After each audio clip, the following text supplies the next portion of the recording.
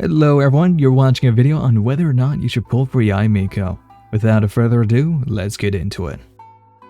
First of all, we have to talk about aesthetics because I can talk all day long about how powerful she is and how great her abilities are, but if you do not like her design, you should not pull for her.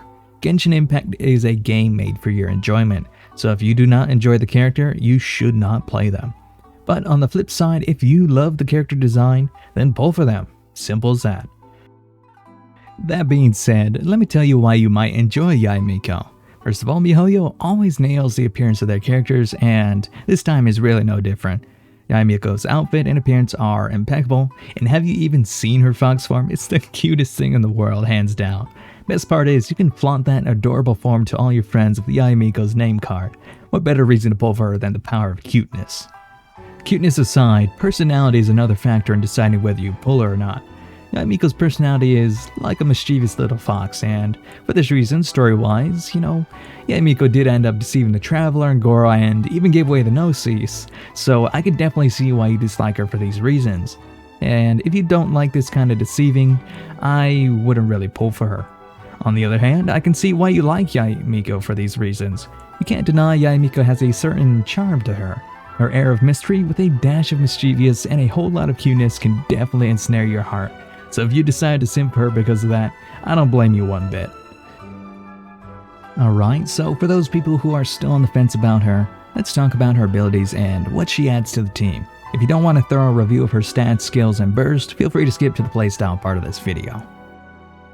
Just taking a glance at her leaked stats, you can definitely see she is built to deal damage. Her base attack is the 4th highest out of all the Genshin characters, only behind Xiaoyula and Ayaka. Plus, with a secondary crit rate stat, she is going to be dishing out some juicy damage. Sadly, Yae Miko has the worst base defense out of all the playable characters, and with a base health on the lower end compared to the rest of the characters, she is going to be a glass cannon. Being that she is so squishy, sacrificing defense and health for damage, we need to ask whether or not the trade-off is worth it. After all, there's nothing more frustrating than your characters constantly dying. So, comparing her normal and charge attacks to other 5-star catalysts, they are actually not that impressive. Adding in Yae Miko's exceptionally high base attack stat, however, and it adds up to just about average. Normal attacks aren't Yae Miko's specialty, however, so let's talk about her elemental skill and burst. Her elemental skill has 3 charges and lets you place down Sideshow Sakuras that will periodically damage enemies over 14 seconds. There could be a max of 3 Sideshow Sakuras on the field, and the more Sakuras on the field, the more damage each of them do. With 3 Sideshow Sakuras on the field, at level 1 you'll be doing 95% skill damage each, for a total of 285% skill damage each second over 14 seconds. With a cooldown of 4 seconds per charge, it's pretty easy to replace them by the time they expire. And the only downside to this skill is that each of the Sakuras can only hit one enemy at a time, so its crowd control is kinda lacking. Plus, you can't put them too close together or one of the Sakuras will disappear. Either way though, against strong enemies, this skill is still pretty insane. You also have to remember that this is passive damage, so you can switch to other characters and the Sakuras will still be doing that juicy damage. In addition, this is just a talent at level 1, so you can easily upgrade the talent and deal over 15,000 total damage per second with it. As for her elemental burst, it's called Tenko Kenshin, and at level 1 it deals 260% AoE electro damage on its own. It can also destroy Seisho Sakuras to call down thunderbolts that deal 333% AoE electro damage for each one destroyed. With 3 Seisho Sakuras on the field, that's a total whopping 1260% AoE electro damage. To put that into context, Zhongli's elemental burst only does 401% skill damage at level 1. Of course, that doesn't put into account Zhongli's health bonuses or his burst's additional effects, but it's still enough to realize just how much damage Yae Miko's burst does. The only downside to this burst is a super long cooldown of 22 seconds and the high energy cost of 90 energy.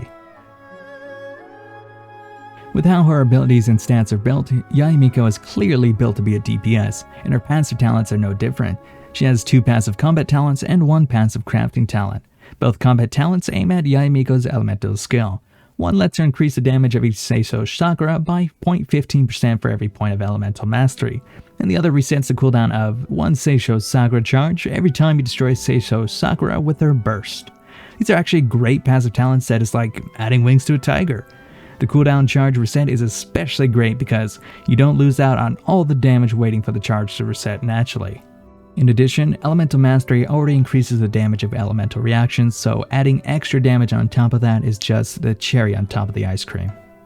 As for her passive crafting talent, it's actually kind of interesting. Each time you craft a talent material, you have a 25% chance of getting a random regional talent material at the rarity of the base material. This is actually a little confusing, so let me give you an example. So if you're crafting a Philosophy of Gold, for example, you have a 25% chance of getting either a Guide to Prosperity or a Guide to Diligence. This is because they come from the same region and they are the same rarity as the Guides to Gold. You need to craft a Philosophy of Gold. After analyzing all of her stats, abilities, and talents, it's time to talk about her playstyle. In my opinion, the best way to use her is as a sub-DPS. Her low defense and health make her very vulnerable to damage, so if you want to use her as a main DPS, be prepared to die a lot. In addition, her elemental skill and burst don't really require her to be on the field that much, so you're not really losing out on much by having her as a sub-DPS. In fact, I'd say that fielding her as a main DPS is actually more of a downside. The higher chance of dying paired with a high energy cost per burst makes dying cost even more. And while you do get more energy if you field her as a main DPS, the long cooldown of 22 seconds is enough time to gain the needed 90 energy off the field anyways. The only way she can be consistently used as a main DPS is if you 1. Have a shield character on your team, 2. Have plenty of healers, or 3. You are very confident in your dodging skills. If you don't have any of those and are hoping to use her as a main DPS, you might want to start prepping now. Looking at Yae Miko's playstyle overall, she is very similar to Zhongli, with a few key differences of course. Both have skills that give passive damage and their bursts deal huge amounts of instant damage. So if you like Zhongli's kind of playstyle, you'll definitely like Yae Miko's. The only difference is that Yae Miko offers more damage with less utility, while Zhongli offers more utility with less damage. Another difference is the cost of energy per burst. Zhongli's burst uses 40 energy, while Yae Miko burst uses 90.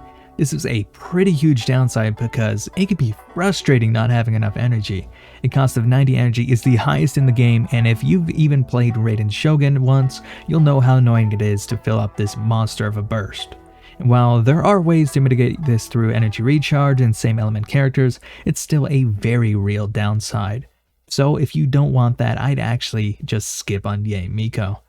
On a side note, Yae Miko actually pairs very well with Electro main DPSs such as Raiden Shogun and Razor.